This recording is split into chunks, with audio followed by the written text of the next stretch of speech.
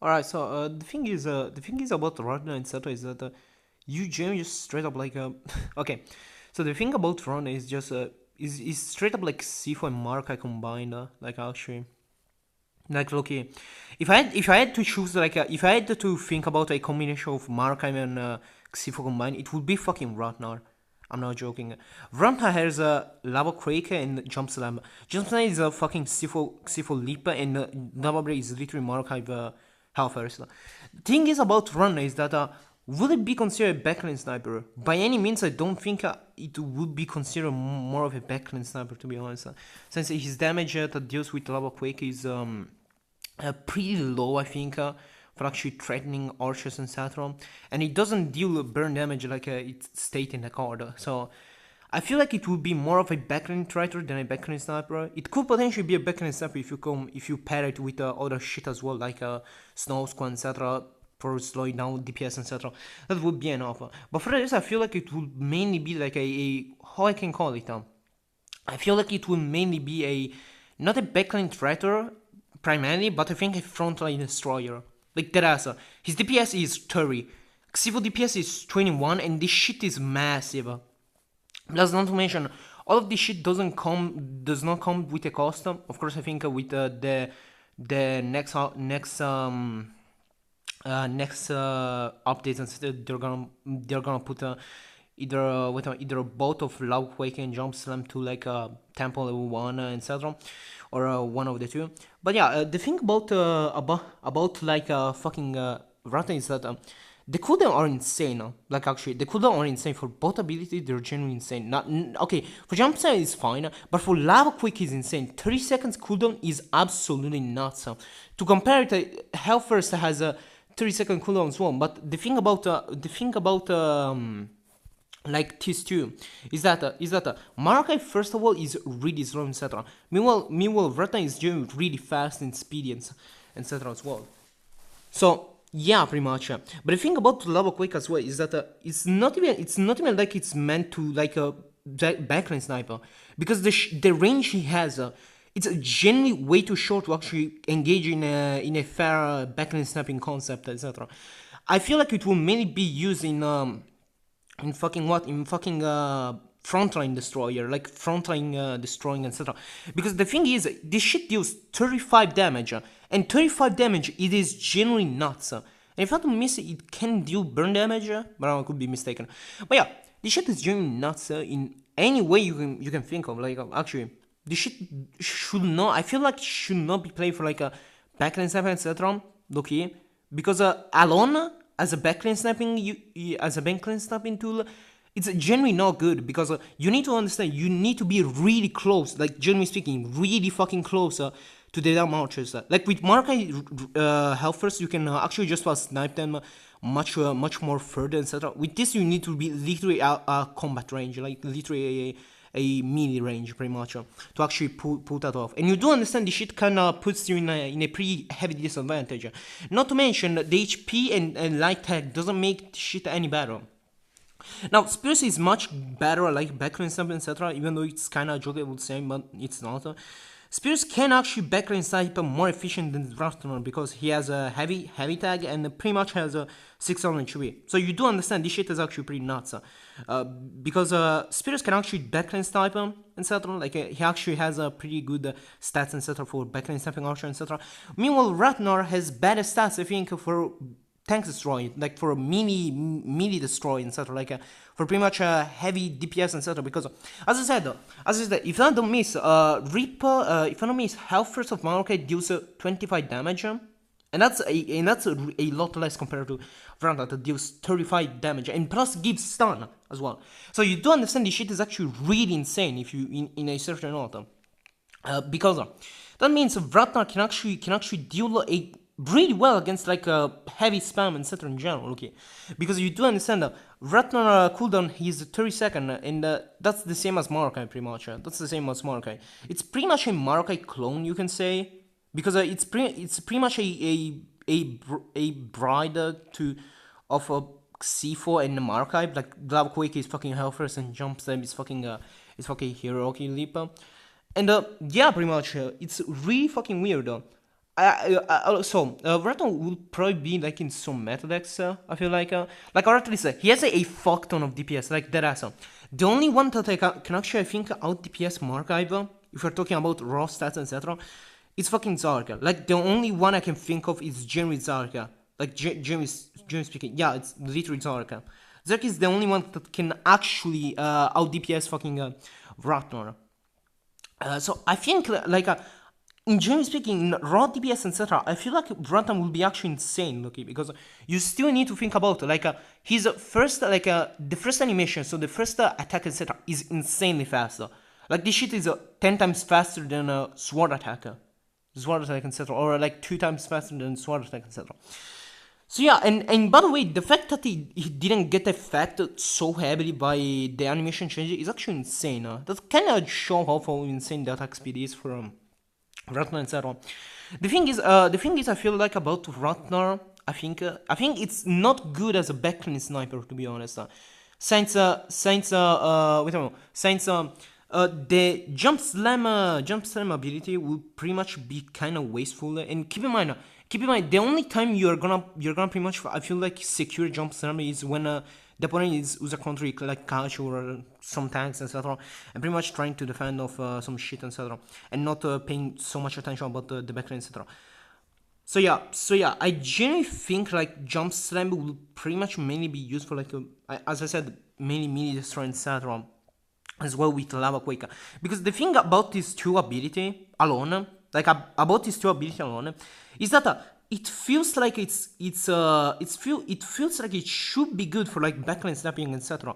But at the same time, it's kind of like they do as well better stats against like heavy mass etc. And they do have insane defects etc. And as well wrathnar. As I said, Wrathnar has 450 HP and is light, so that means he will get 100% melted by archers. Like he genuinely tanks worse than a spear and jug.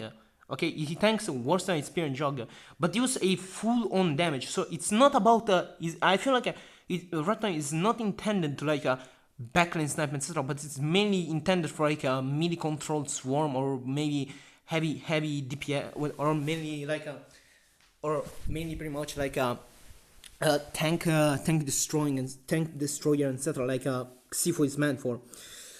It's really weird because the ability he has are literally for backline sniping. Like this jump slam can be used for a fucking backline sniping. Loud can be used as well for backline sniping. But the thing is about these two abilities is that they generally work really bad with runner at backline sniping as well, because Rata himself is a light tag general and has 450 HP. So the best bet I would say it's using them for not backline sniping, but instead for heavy control, as I said. No, I feel like you can as well use them for backhand something as well, but you need to be really strategic and etc. about it. The only thing I would say about fucking Rata etc. using this ability when using this ability for backhand something etc. would be pretty much putting Wrathnar behind the enemy backline etc. and just for as I said, waiting for them to retreat and then trying to use a lava quake literally behind them. In that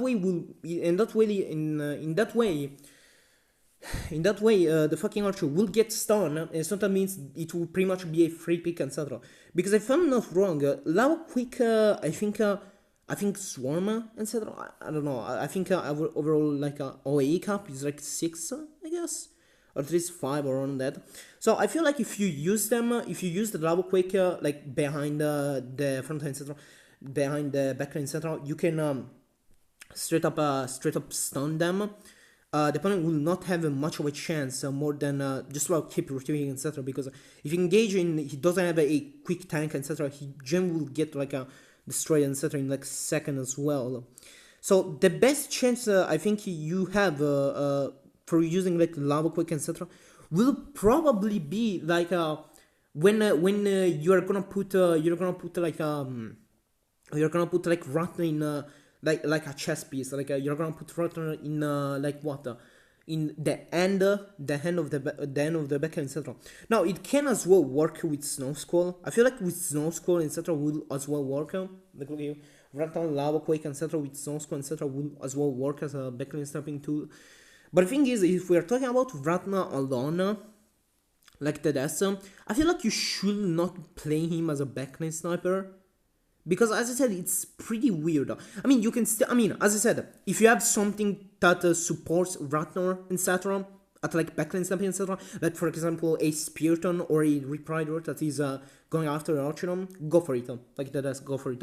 But if you're gonna use only wrathnar, specifically only wrathnar to backline sniping, like you usually will use a Spears only for backline sniping with Shadow Reaper, or for example, Spirit Eclipse, it's genuinely better, yeah, since he has really terrible stats and literally one volley can literally kill him. Like one volley with 10 archer can generally kill him or put him in like a half health. Like it is generally really bad. Okay, like like for backline sniping alone, it's not worth it. But for like backline sniping in some scenario, etc., like where the opponent is rotating and you have a rotten position right there just so you can use a lava quake, etc. It is generally good idea. It is generally good idea. I feel like look here, yeah, and as well like using lava quake, etc. for like for like tank destruction, etc. It's not bad as well. So is wrathnar overall good or bad? I feel like it's good. I feel like it's genuinely good. Now the thing is, as you can see, there is every 5th hit will inflict higher effective burn damage. Thing is, this shit is fake. Like this shit was when it was pre-release, etc. Like when it was still hidden, etc. And this shit was insane. Like every 5 hit it will burn like affect area damage. This shit was genuinely insane, no matter how you gonna play it, okay? Like, actually, the shit really insane, really do an insane, like, crowd control, pretty much swarm control, etc. Like, it's actually really insane if you do think about it for a second, like, actually. Yeah, and pretty much if you don't have Max, etc. in your deck, and you're playing Spiritual, etc., the shit wouldn't be pretty much the same effect as, like, a Prime Scorch, to be honest, I think. Since you could just get like what 1, 2, 3, 4 hits on the front line, etc. And then with the final hit you could go either with jump slam, etc. and just straight up wait for the opponent wait a moment and pretty much wait for example and pretty much wait a bit and just straight up slam them, and then that will as well cause the burn area effect damage. So this shit was kind of insane, like actually. Now they did remove every 5 hit, etc. for Lava Quake, and I feel like that's a good change, overall. Lava Quake, like it's pretty much really not bad. Okay, actually, as I said, it's really not bad. It's pretty much like a marker health first, but more on a melee side. Like it's more melee more than anything. Okay, like you can't snipe. I generally don't think you can snipe with Lava Quake, etc. against archers, etc. Okay, because his range is generally really short. Like we're talking about a toxic Dell type of range. Like that ass, it's really short. So using for backend sim is generally not bad, and as I said, you should use it for that stuff as well. But there are in some cases where I feel like you can use it, etc. Now the thing about wrathnar is if you see, etc. It does see he does like a burn damage, etc. Now I don't know if with the new update, etc. they're gonna add so that wrathnar will deal pretty much burn damage as well when he attacks, etc. But yeah, for the rest, it doesn't do burn damage. Like it's just, as I said, he's just a reskin of no, it's just like a hybrid of Xifon Mark, as I said. So yeah, it doesn't do any burn damage at all. Like no, actually, the only burn damage it does is with Lava Quake. If I'm not wrong, Lava Quake does burn damage, but Jump Slam doesn't. So yeah, that's pretty much what I see, etc. in the community when I test him, etc. So yeah. So overall thoughts. Will fucking wrathnar be the next I don't know casual metal etc. I feel like no, like dead ass. Okay. The difference between Kachu and Raptor is that Kachu has more like a dynamical power, like it's more like of a range, of a range tactical power. Meanwhile, Raptor is just straight up like a more of a heavy steamroller, like a more like of a heavy steamroller and probably a background sniper too. But as I said, the HP and like that kind of don't make him like a good enough like a backline sniping etc. Okay, so if the devs wanted to make a wrathnar like a backline sniper etc, a light backline sniper, I feel like they should have at least like increase his HP to like a 550 or just about 500, the same as the Xiphon etc. But I feel like it will still be better, to be honest, since as I said the light tag kind of makes things more difficult for like a backline sniper to actually backline. Like, look, if Spiros wouldn't be a light tagger, etc., first of all, it will be insanely trash. That's one thing, etc. But second of all, it will make pretty much backline sniping in general much harder with him. And same things can go with every other genre as well. So, yeah. Yeah, in fact, that's why you mainly use Xifu as like a heavy steamroller, etc. But as well, Wrathnar, etc. I think will be used as well as a heavy steamroller like a Xifu, etc. But as I said, the thing between like Wrathnar and Xifu is that with Runner you can actually like I think backline sniping more efficient if you have some support like a Spiriton, Max, etc. I feel like, and the thing about Xifu is that even if you have some support, you still can backline snipe with him. Like the only backline snap you can do is a pick off counter, etc. So yeah, that's generally good. Yeah, by the way, Archie's got buffed, etc. So yeah, so wait a minute. So that's genuinely good. Wait a minute. Wait, they added a new shit I didn't notice. Roll's forwards and the next 3 attack are quiver. What the hell? Wait, Roll's forward and next 3 attacks are quiver. Quick. Wait a minute. Wait, I actually didn't know that. Roll's forward and next 3 attacks are quicker.